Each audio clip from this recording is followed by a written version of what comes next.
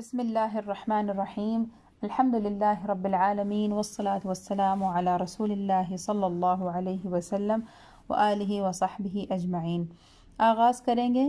عنوان ہے باب عدم الکفر اہل الکبائر، اہل کبائر سے کفر لازم نہ آنے کا بیان۔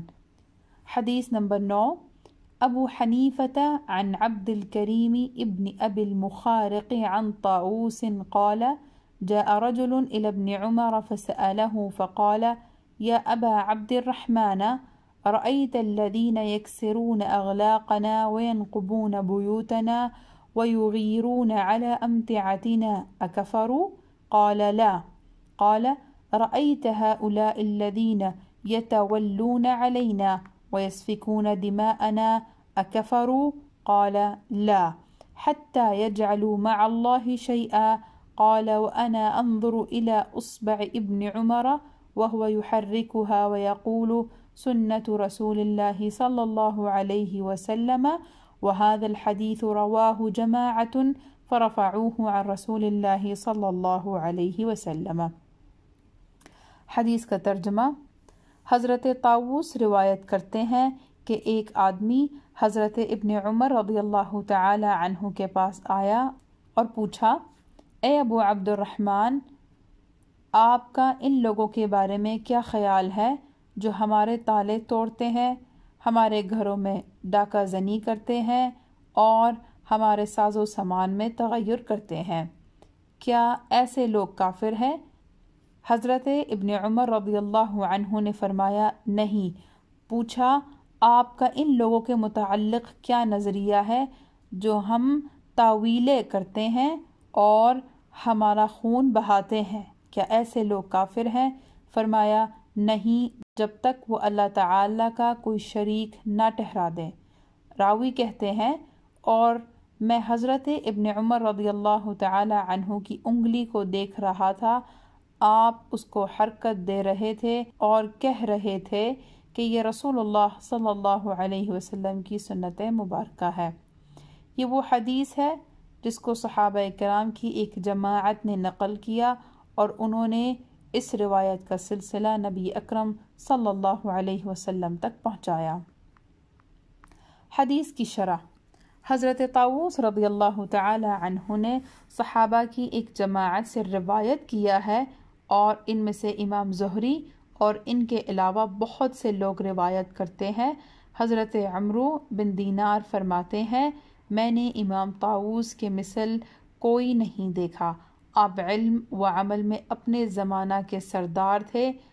آپ مکہ میں 105 ہجری کو فوت ہوئے۔ حضرت طاؤوس فرماتے ہیں کہ ایک آدمی حضرت عبداللہ بن عمر رضی اللہ تعالی عنہ کی بارگاہ میں حاضر ہوا اور ان سے ایک عملی سوال کیا کہ اے ابو عبد الرحمن، یعنی آپ کی تعظیم کرتے ہوئے آپ کو کنیت سے پکارا اور عرض کیا کہ مجھے ان لوگوں کے بارے میں بتائیں جو ہمارے تالے توڑتے ہیں اور ہمارے گھروں کی دیواروں کو نقب لگاتے ہیں اور ہمارے مال کو زبردستی لے جاتے ہیں۔ کیا وہ ان افعال کی وجہ سے کافر ہو جاتے ہیں؟ حضرت عبداللہ بن عمر رضی اللہ تعالی عنہ نے فرمایا کہ نہیں، اس میں بھی خوارج کا رد ہے جو کہتے ہیں کہ مرتکب کبیرہ مثلا چوری، غصب، ظلم کرنے والا کفر کرتا ہے، یہ اہل سنت کے مذہب کے خلاف ہے۔ اور معتزلہ نے تو کہا کہ ایسا کام کرنے والا اسلام سے خارج ہو جاتا ہے اور کفر میں داخل نہیں ہوتا۔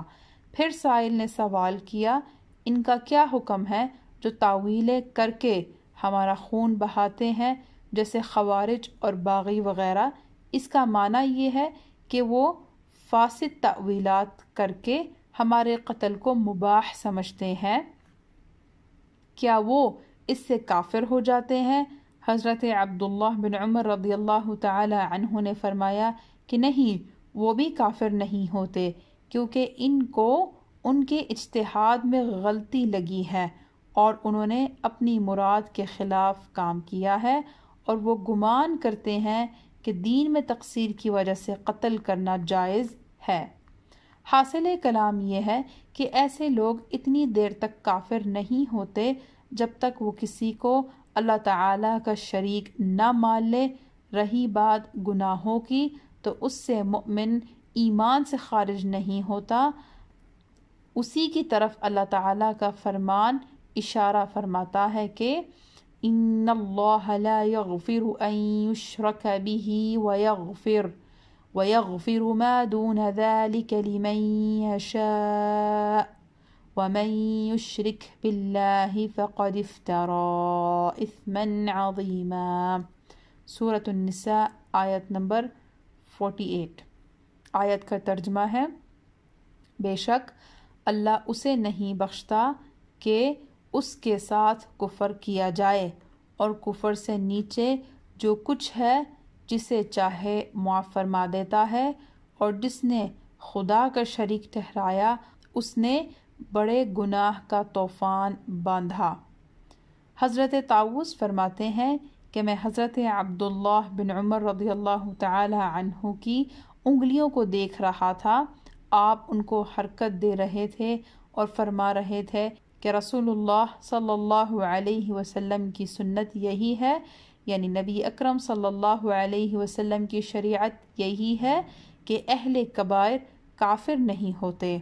ملا علی قاری فرماتے ہیں یہ حدیث بظاہراً موقوف ہے، لیکن اس کو ہمارے نبی اکرم صلی اللہ علیہ وسلم سے مرفوعاً روایت کیا گیا ہے۔ حاشیہ میں ذکر ہے، شرح الملا علی القاری رحمۃ اللہ تعالی علیہ على مسند الامام الاعظم ذکر اسناده عن ابی الزبیر رحمۃ اللہ تعالی علیہ، صفحہ نمبر 395 تا صفحہ نمبر 397۔ حدیث کا خلاصہ، اہل کبائر مؤمن ہی رہتے ہیں، ان کے گناہ ان کو ایمان سے خارج نہیں کرتے سوائے اللہ تعالیٰ کے شریک ٹھہرانے کے، کوئی گناہ کفر نہیں۔